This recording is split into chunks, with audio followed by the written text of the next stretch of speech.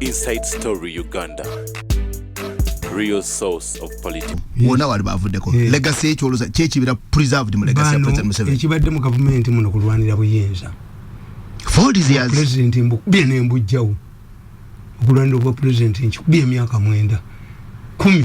Ate muti abantu bagenda ne bajje wange. Ne bagana negwe Mirundi ki. Mwete mufana nanganze. Temukisobola. Why? Mwagala nnyo sente.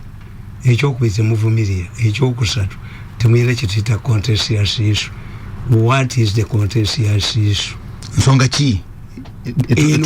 Eto byomutwe. Singa yajjako Museveni. Wali baddewo revolution ne babajjako. Temuyinza kubba buli kimu. Nemutira n'abantu mu malwaliro. Kati abasawo beedemaani afaayo. Omulambo baagujje Mulago. As they are regulating, waliwo etteeka tebayagala human parts is true. Is everywhere. Human parts bazigira. Magule kitakya yalama amaaso ge. Wano mulimu bubbi. Omwana gwe bakwatanga nga yokyabakazi abajjamu n'obwongo. Omusajja omulambo baagujjemu obwongo, baagujjemu olulimi, baagujjemu amaaso, baagukubye ogundi ogujjamu Mulago. Mulago hospital. So kati ekibadde ogata kukino. Ayina baganda be badokita. Bakebedde mulambo ekitali covid. Mu bejine ejabanaku okebera n'ogamba kakati kira bafe mu taxi. Owa traffic okwata ku motoka mala kubuuza yani ezange bazikwata. Ziriko kabonero ki? Njikulekera. Sakunyumize motoka yange eyo mmyofu ey'omuzimu gwa taata wange. Benzi. Ntebere teyina kyeyina. Yo teyina license teyina ki. Omusajja yikikwata ku kolokotawo. Nze nenjivaamu. Naamulabamu. Mtoto wangu anakimbia, nti anakimbia wapi? Anakimbia. Musajja mkulu nabuga nti anakimbia wapi? Mtoto yake anakimbia? Anakimbia wapi? Anakimbia wapi? Musajja mkulu Mirundi gayogera. Anakimbia wapi? Mulimu musajja mkulu we mabeka anakimbia wapi? Mirundi yali amanyi Oluswahili. Yali wamaje. Homu polisi yadduka. Nga tamanyi. Nadda ku CPS n'agirekawo. Anti yabulamu nga taliimu. Twende kwa CPS. Twenderei. Kati ngani avuga? Ageno jikabera munga mulimu omuntu. Ngani avuga? Ani ajivuga ku natuka n'entweye. Ani ajivuga kukiruza? Ani ajivuga? Kati yatukete ku CPS. Ate ekitwalayo. Gomanya omuntu abadde mu motoka ngo yogera naye. Mtoto wako yuko wapi? Nze najifamu. Amekimbia. Anakimbia wapi? Nze mbuza anakimbia wapi? Usirekana hapo. Anakimbia kwa nini? Mzee, okay, mzee, twende naita abasike motoka. Agenda okebera munga kwada yogera naye mwali. Nagalete motoka gadduka. Nedda kati yadduka ati omuntu yagivaamu buvi. Ndozira yagiraba alimu yamulabako walaze. Mujiddangamu. Teyina keina naka. Ne bagikulekera awo. Vako gomanyi bana abaana bateekako gweddira emmotoka ogitegeka ekifaananyi kya Muhoozi kati oba ekya Museveni. Waliwo apoliisi agikwatako tugenda ku mirimu tunaenda kufanya kazi. Bagezi aba traffic tebeeretera bizibu. Naye katolaba nti n'abamenyi b'amateeka bateeka ku kifaananyi kya Muhoozi bateeka ku kifaananyi kya Museveni. Kitegeeza maanyi. Ne bamenyera omwo amateeka. Kitegeeza maanyi. Awo otegeera nti kati omuntu alina amaanyi. Lwaki tebateekako kikyo? Anzanya amanyi. So therefore, agani makamba bulire. Museveni has done his part. And he has put up structures that enable a modern state to function. The problem timujjako oyo musajja amaze okutegeera ti amala kunywa mwenge. Either yizi sinayo oba byakola tabimanyi. Umanya abantu bayinza kuzanyisa game y'obusiru. One of the reasons why somebody can survive is to pretend himself as a fool. Nti Bukenya niwe bamukisiga ebirundi kumitava kumbabaza avaako. Kudo mbabazi dubu Kenya things. Mbabazi tasobola kubikola. Yes. Guerrilla marketing. Mbabazi tasobola. Guerrilla marketing means that you cut an image that helps you portray yourself in politics. Katika Saija has portrayed himself as a fool. Ajagenda na buli kimu. He admits, yes, you are now a state witness to bulira ababi kukozesa. How sure are we? Toja kuddamu bikola. Kubanga endagaano lagane zikoleddwa zibadde nnyingi nga bagati no kasayija. There must be sacrificial lambs. Sacrificial lambs. Yes. The reason why you are likely to have a revolution. You are going to help basically to create a revolution here. Terry are taking a responsibility now to come with the population. You are only lucky that Museveni is respected by the population. Otherwise, Singapore you can't. Meaning what, Tamale? Nti omuntu yali badava na gantu nzena kole nsobye no ero bwa minister. And you take a responsibility. Mbutada. Ejo chisoba kama Uganda. Yali advisor, the real advisor of ono Boris wa Bungereza. Yanona mwana we na violating a COVID rules. Yasigala to cool the population. Oliver knows. You're violating the rules, Regan. Yamusiba, never ina Gund, Gabagenda, Bamuta. Can Oliver knows. Moi put Nicholas Bot in the prison. Why? Persistent reports. Tia Soko. Insine Kakana. Ne Abanyampi, Bagwam government.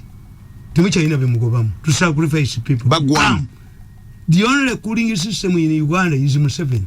Africa, Tabayika Mulugood. Because somebody must take a responsibility and go. You can tell a failure to cool the population. Tell a failure on the part of President Museveni. Wabanga kati yekura yekago segaza. Hii nekati abantu bonna babadde nabo bagurumminze bawadde obukulembeze bamuyigira koki. Nti muwo mugamba kutunda okuseera abalaba. What's the parliament? Has Museveni ever thrown a towel to save a political person who has discredited himself? Was embarked on a self-destruction mission like a Kasaija. Whatever Conga Museveni amulemeranga bamusensalinze basensalinga musenero. Who is the worst? A man has told you kakati gwe singa muba obe gwe abaana bondo tandika okusaininga check enfu bakujjawo. That's why in Asia when you koloko 75 abayindi bakujjawo nti kati muzeyu Sudiru uyinza kusangala jivu yakola emirimu mukwano yali why you are becoming generous kuba zambwavu the moment they detect oja kubera generous wama the minister of finance kakati mbu Paris level mubadde ne rural farmer scheme ne mubera ne youth livelihood ya gundi bigirimana je yalekawo tumwebaze yajijjawo sente zalakawo tumwebaze yajijjawo yajimaintain nti otayiranga nvi. The Baganda believe that TMV is a disease, but because they don't concentrate on one person, they end up killing nobody. How many initiatives has this government done? Very multiple. Mpitirivu. There are multiple schemes. Very enormous. Have you ever had time to review what failed the others? Echanti nange chembuza. Kasayija.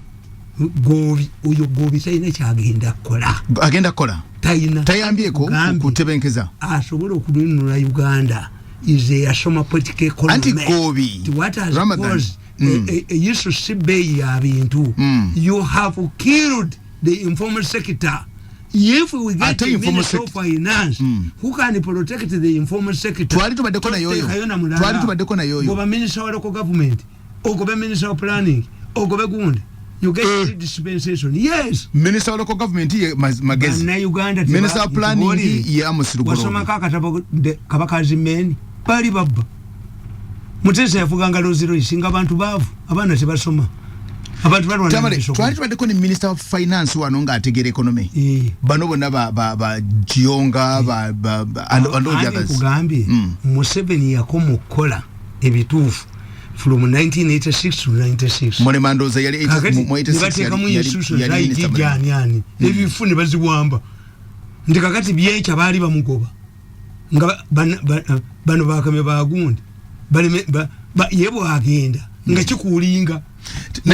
Linda katonongulage. Ndi President Museveni Ramadan Gobi ngomu kugero musomesa wa Economics University. Yaberanga ku TV ebbanga lyonna nannyonnyola kyalooza government kiyinza okukola.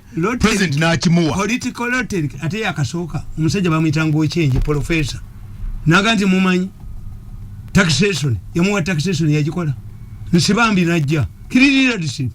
Professor of political science. Kiri leadership. The only thing Nsibambi did kusasula bakozi ngomwezi tegunaggwako yakola ki. Let me give you an example. We have seen abakola singa govya badai na mukumagezi agalina economics the economics that works in Kenya. The economy collapsed. Why? Moise people started doing exactly what these people are doing to create Kenyan ruling families, to back up and to be to be have. But Jeba to Fukamiri, to Gulengo Buru. Nayenda Babuza, Abasajab, Moinga Chavakolewa, Gabako's fellowship. Name Babuza Mugenda Kubabantu. Million become a dollar. If you had Biokusa Sanyamasanya Babiba. Naye engineer Rutuama, yali alwanira amasanyalaze n'omusajja omita to hell weerukunge baba gobanga Museveni alaba anti nagizayo ate muki eyamba bano ekya Moi kyali kitya Moi government yamugwako wene kibaki Moi na take out dream team abo bagobi kuba Moi yabayita n'abagandi what does a wananchi want nafa ntuna dream team omuli bakabagambe Kalisa and others Garcia. How long does it take? Moina bagamba atya. Moya babuza. What does a mwananchi want? Never genuinely be abagobe. Never you was stupid. What did the Kenyan want? An ordinary Kenyan is to put more kawunga and sukuma ya wiki on his table. Never mutuma the professor of Kenyan. Yaba for me no. Bagobi necho Kenyatta yachogedde nakati abantu akati engudo tezireta mmere kusowa nize etagiza yes macroeconomics yetagiza time olugodo kaguta road to ride callers is it callers or production which one comes first production yetekwa yes kagati kibachi bwe yajja yakola ekintu kimu mwe yateka dream team abagezi bonna na assembling economy yamulemerawo bagobi nemitwe jawe eje mathematics gobi tomwagala wagazolabika what gobi omulemeddeko gobi an economist yalete subi mbana Uganda political economy naba lete economics that works nako aliko a concentration how much money is ompombo zabako obaba zibba sente za government empombo zabako tuzikuuma in social development leadership emerges at the surplus level of bay is over bay if we can have empombo zwaddeyo ne nyama ya sefulia ene yafe yorukale buli wamu yafe yorukale je babye jotayagala is who had money to buy for things babiyingidde mune babibba empombo bazisokole Museveni ajja kuvaako if Museveni had been defeated ababasajja buli kimu kyali badde kuki public will come down kali Museveni tagenze nabano bakasijja bagobi balemeddewo kani muhozi bie kayine rugaba mpamalize noyo mudakika zine 10 zisigazayi yakole ekintu dream team ne Ghana yamwe ya Ghana kibaki yatunulya parastatals nti eziyamba abantu zeziriwa kizagwaki the corruption mbafulume Obama this is what he did yabagamba nti amakampuni getuletaga mu America tugawe sente nenga ba manager bayina okukiza emisala gye tubawadde bibasoma political economy neno gambo musomi webirango nti wa mawulire kubanga gobi yaze ku kundi we need nebo tateekawo kitu na kimu muve ku batembeyi mu Kampala muve mu takisi muve ku nyama y'abanyankole muve ku mataga abanyankole monopolism muve ku nyanja y'abantu muve ku bikajje by'abasoga muve ku ttaka ly'abanozana ne y'abantu abakutte ku nyama y'abanyankole n'ente z'abalunzi emwanyi y'Abaganda ebikajjo by'abasoga emwanyi y'Abagisi obumi bw'abasimanyizi amafuta g'abanyolo buli kintu kyonna kirina weki kati abantu ababikutte batusigaza bebasasula ttaka bava mu Northern Uganda ab'okutaka banyolo bebasasula batwalayo abantu baabwe buli ewali amafuta pipeline weyita we batema ebijja basasula baani anti kubuulira bo balowooza nti toyisobola kuddira bagenyi nga bazzeewuwo nokakamba wewala gye mu kifo ky'obbagulira emmere kati batamidde hakati batamidde they are more demanding ate batamidde kati abantu batamidde mubabye buli kamu batamidde mwali bajjako omusolo ate batamidde baagala emmere yes kati abantu batamiivu babuliddwa ani abakulembera and itu Museveni is a cooling system tebannamwawukanako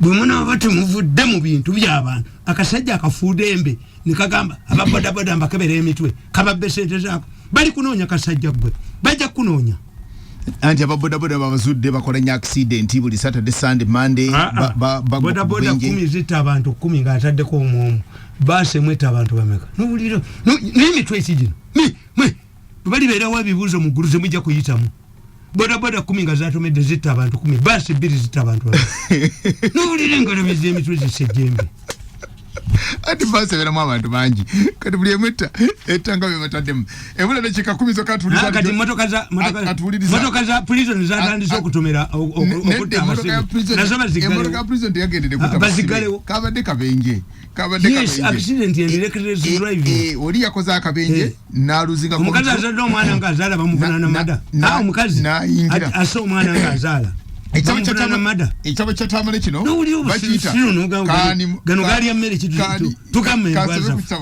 kani muhozi kaine rugaba bikamu muhozi kitegeeza ki ekibuuzo ekyo andi nkubuulire liberator bwabanga Museveni yateekawo omuhozi Avenger alina okubeera stronger than his potential enemies ntandikira ku Madison government ndi ku page 10 ekitabo kino kigamba the above examples and many others that I have noted that I have not enumerated prepared me for the future. This explains why I was able to stay in government for a good 15 years in State House and to defeat my enemies in the last 8 years while I have been outside the government. The question is, why is government characterized with malice?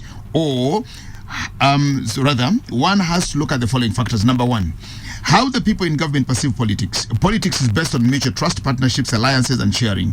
A government is a group of people with shared values and ideology. Otherwise, it degenerates into a regime, a clique, or a kazoo, like what happened in Rwanda during the last days of President Juvenal Habyarimana's regime. Number two, the Baganda say, take on brackets, I do not know if it is scientifically proven or not. A young snake resembles the environment in which it is hatched.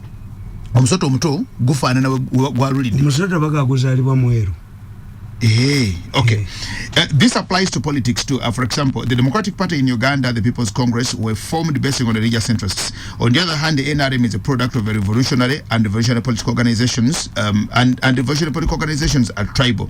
This is because they commit acts of treason by removing existing governments. They attract only trusted individuals during their formative stages. SPLA is dominated by the Dinka. The KANU was dominated by the Kikuyu to fight for the land taken over by the settlers. It actually started as an association of the Kikuyu. Frelimo in Mozambique, with the ANC in South Africa, and many others still reflect the early formations of Abatembus and the pioneers. The NRM originated from Fronasa, which was predominantly Banyankole. However, the Banyankole do not believe in witchcraft like the Baganda do, and they therefore resort to malice when it involves their own. NRM operates in fear of destruction from its enemies, and therefore some people must be permanently monitored and restricted to certain roles. They operate in a self-preservation order. They operate on self-preservation in order to preserve the party. This is the same way the Kabaka operated in Buganda by fearing the Kabaka Yeka operated in Buganda by fearing enemies of the kingdom, both real and perceived. Self-preservation applies to human beings. Some NRM leaders assign themselves the role of preserving the party, like the Kabaka Yeka leaders determine the potential enemies using false and self-barometers.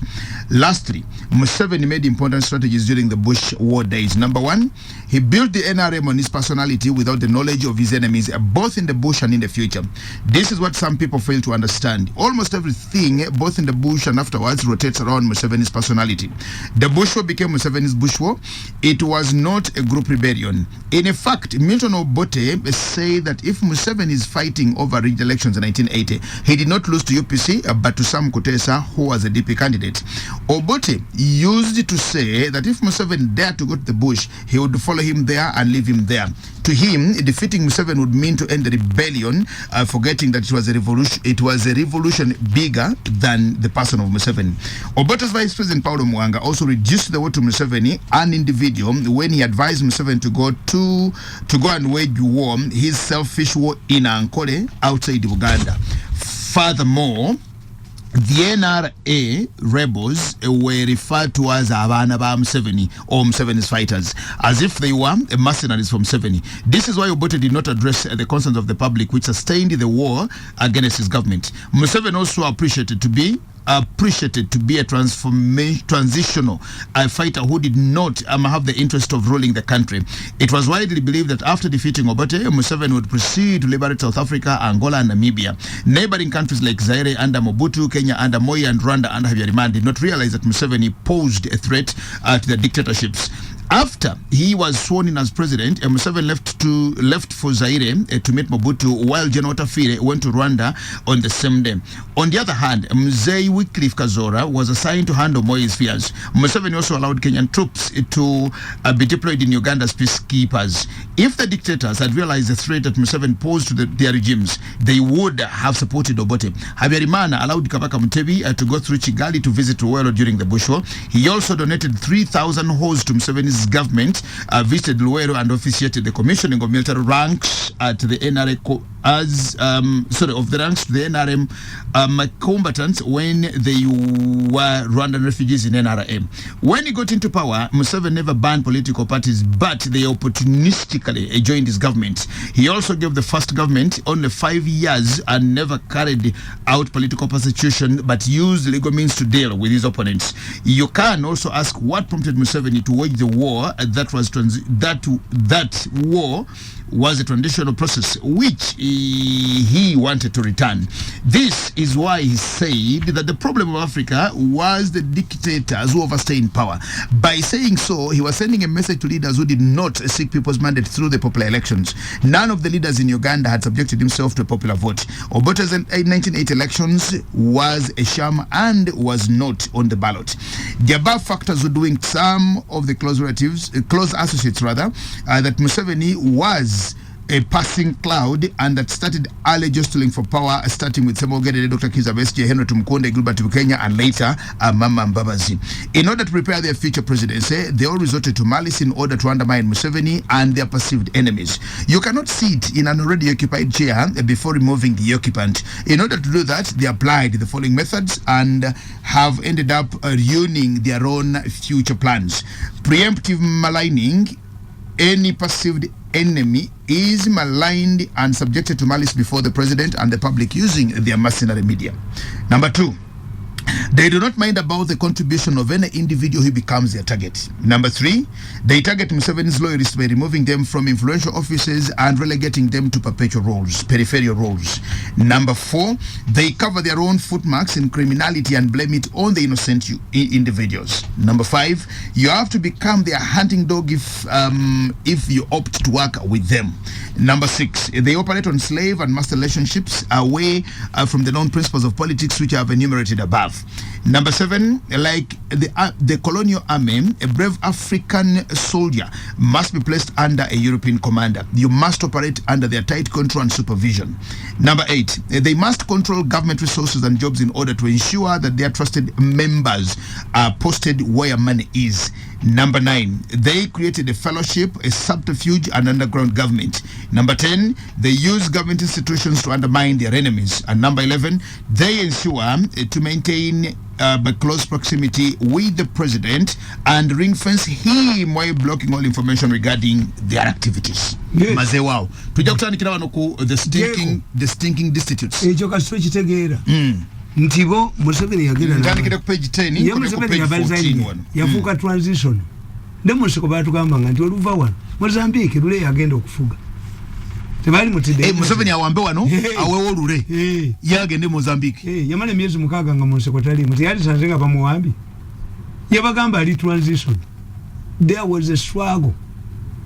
Ngabamaze okuwamba Kampala. That's why 2050 bagamba 26. Okunonya Museveni okulayira taking power yakanti ena alasema la kutuula. Yalayira nga 29. Yana alasema la kutuula. Yalayira nga 29. A man who doesn't want power. Nga 27 yatuzo luchokola na mawuli mu lubiri. Ne bamubuuza nti ani president nga mukwate ku government munamulaba. Yes. Bamubuuza aba BBC n'abalala nti why kati ani president. N'abagamba mu mwaga litibwa. Meeting yo mu lubiri. Remember Sale yatukolera na apology aba mawuli for the first time. Netulaba government entuufu enye tagenda kutulugunya ba mawuli. Me I knew them. Nalimba mwe. Sale bakolera apology seeing them for the first time. Lwaki sibabadde. I know them.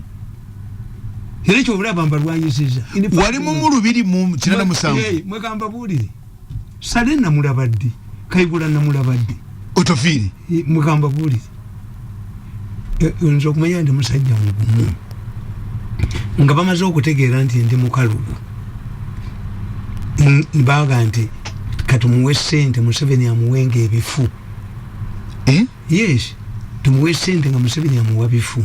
Gwenga Museveni omwa information. Ebyuma byanga abiwe kandiho. But Museveni is funny. How can he entrust such a sophisticated machines to a madman? Ulwa mbalemi. Kagezi. Yabako lochimanyi. Omuntu omunagende wa Museveni. Namugamba. Naye omwana ono atukoledde nnyo nti ekituufu. Mbadde njagala tumuyite ne famire ye. Tumuwe esente. Olwo Museveni bamufulaturetize. Ayagala okumpa modern machine eya printing. Neyikanya enambole. Bagenzeyo mu investment gundi. Babuuza Kapusenga Nkambalaba. Are you interested in a machine? Ina kuba ya Mirundi. Tuyino jikuba. Bagende. Nina kubera mu mpale zaabwe. Atenga nangi kyesagala. Sinza pakiza kufuga gwanga. Leka tutalwa wedde. Tugira history. Nalebe omusajja abadde anvuma. Nagandi Mirundi is a very understanding man. But he would have been very rich. We sabotaged him. Ate waliwo omusajja ali willing to pay money, to pay me money over 20 billion. Bamu blocking. Yabalekere emitwalo gya $10 10 for this man. Nze muri considering enamu. Sente bazi. Ne batumaka akabanda. Ngabalaba bwe nolinko linko. Kagenda okubesimu. Lwaki tebatumanze secretary. Anti bagala recording zinebyuma. Bwe problem ya. Batumenze. Mu Pakistan yandete $1,000,000 nali musi. Ne motoka yajireka umugundi. Ne batuma nsubuga. Eyagenda wa president obudde bwafise ko danjala. Batuma semewo nsubuga naleta milioni lukaga. Nali mutiddewo. Kati ani go banakutumira. Bone bakutumira oyagala batumenze. Nali sinza kubakiriza kufuga gwanga. Bali tusene batumalawo. Kati oli agamba musajja agende wa Museveni amugamba. Nga tuita family yetu giyambe. Museveni amugamba nti naye oyina wommeka. Tindine $10,000,000. Namugamba ntono. Naddayo nabuulira banne. Musajja agambye $10,000,000. President naga $10,000,000 tezikumala. Namugamba nti dayo omugamba omwongereko 10. Naddayo nekyekeze nga ziri $2,000,000 mmeka. $2,000,000. Museveni mwekye yakola. Yakwata cheke namugamba. Why do you want to bribe my man? Sente yazitwala mu kalubu. President Museveni. Ngamba laba. President Museveni. Naye yakubireyo munne.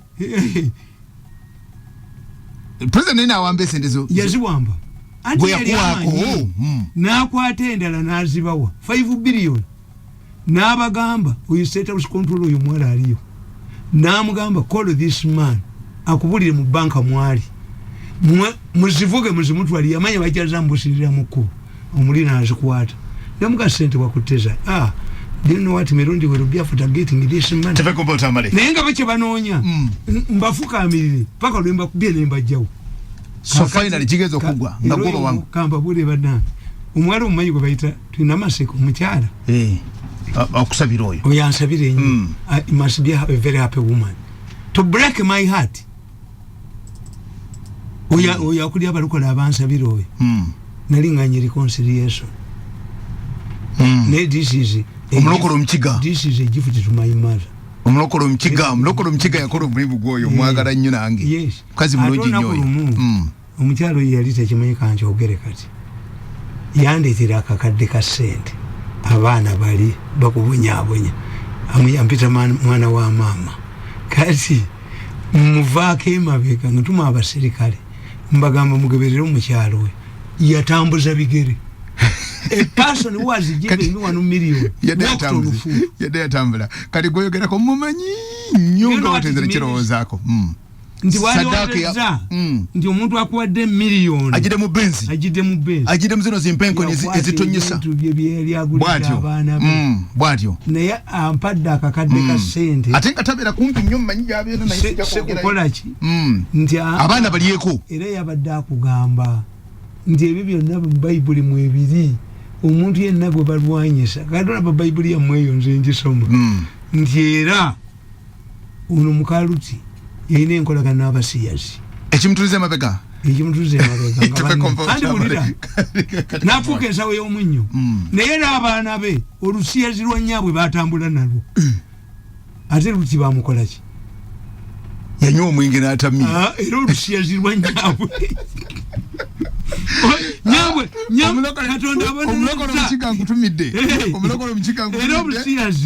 olusiyazi anti ono ekyamutunuza emabega yali wa luti naye ng'ate akolagana naki n'abasiyazi era yabaguliza bamalayika bazze n'abaga nti ebisava biri wano ali wa luti waliwo abakazi abali mu kyaki ez'omu nze mbiwulira nze mpulira gad nze mbiwulira gadi baba bakola batya tebakomba why nze nira ebyuma ebikwata abantu babulira ebiri mu kanisa mu kanisa z'abalukoleezi abapangira neyammweveewo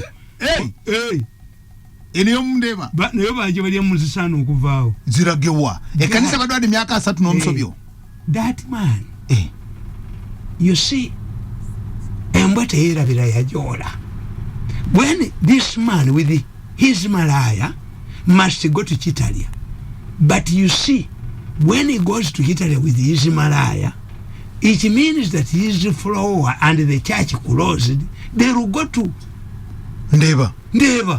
So the two must be closed in the name of God. Oribo bamutwala bati ati abatoja kuda Ndeba kati Ndeba ne hata wali naye galewo tefe kompao nzoja agenda sema kwa zikaka God